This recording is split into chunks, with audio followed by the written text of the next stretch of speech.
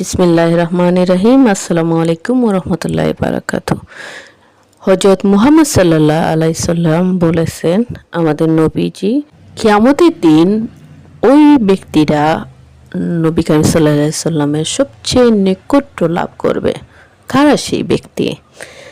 হযরত মুহাম্মদ সাল্লাল্লাহু আলাইহি সাল্লাম বলেছেন, কিয়ামতের দিন তোমাদের মধ্যে সবচেয়ে প্রিয় এবং আমার মজলিসের সবচেয়ে কাছের হবে তারা, যাদের চরিত্র সবচেয়ে সুন্দর। এই হাদিসটি আসছে সুনান তিরমিজি থেকে।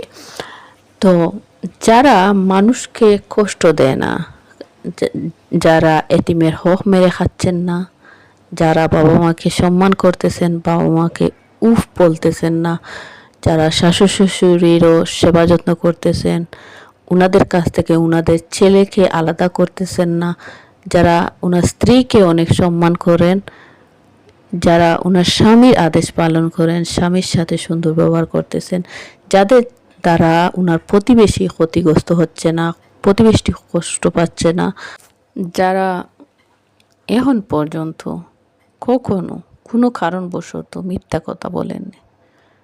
ভুল মানুষ করতে পারে, গুনাহ মানুষ করতে পারে, বাট আল্লাহর পথে ফিরে আসুন।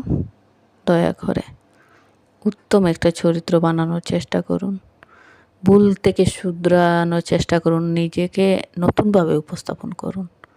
মানুষের পরিবর্তন মানুষ নিজেই করতে পারে, এটা আর কেউ করতে পারে না। আল্লাহর পথে ফিরে আসুন। এই পৃথিবী ক্ষণস্থায়ী, এখানে আমাদের চিরস্থায়ী বসবাসের জায়গা নয়।